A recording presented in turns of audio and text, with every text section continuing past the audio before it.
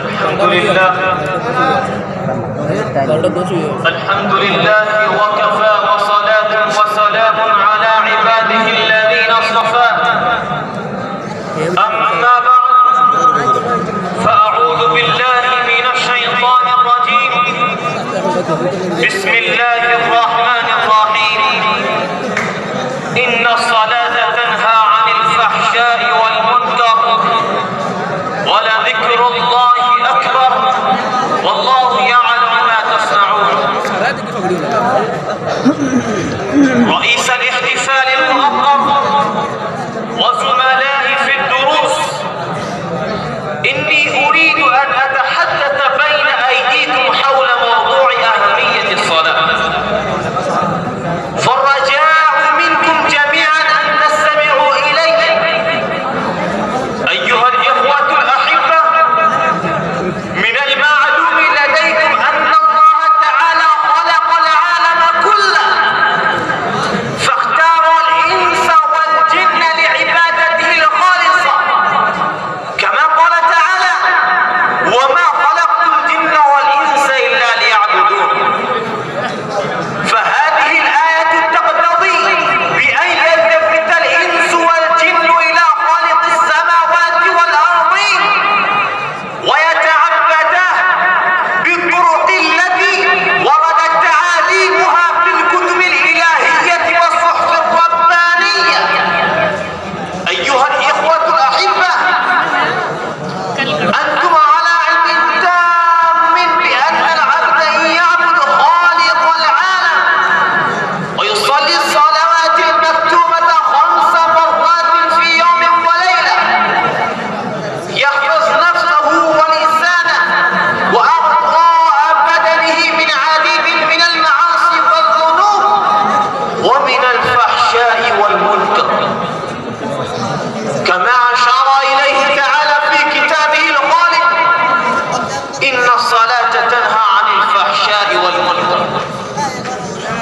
فيجب على الإنسان الذي خلق لقيادة العالم أن يقود نفسه ويصون لسانه ويديه وعينيه وسائر أعضاء بدنه من الذنوب والمعاصي. إخواني في الله، كما أنتم تعلمون أن هذا هو العمل الذي يدفع الإنسان إلى دخول جنات تجري من تحتها الأنهار، كما قال النبي صلى الله عليه وسلم: مفتاح الجنة الصلاة.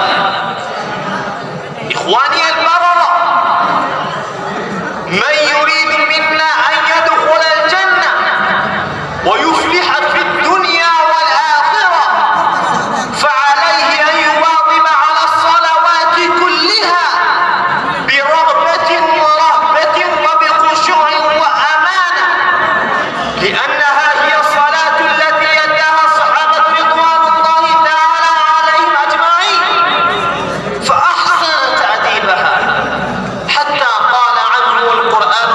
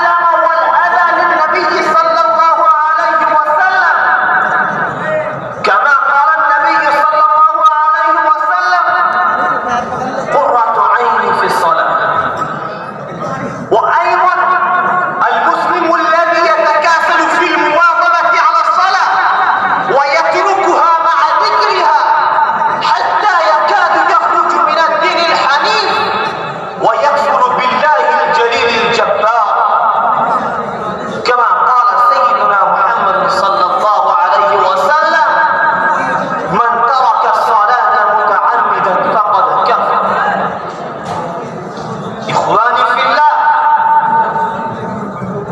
هذا وعيد شديد وتهديد عظيم للرجال والنساء الذين تعبدوا هجران الصلاة. لذا يجب علينا أن نعلم أهمية الصلاة ونواظب عليها بسننها وآدابها بشوق كامل ورغبة تامة. ولا ننسى أن هذا ما يدفعنا إلى الفوز والفلاح في الدنيا والآخرة.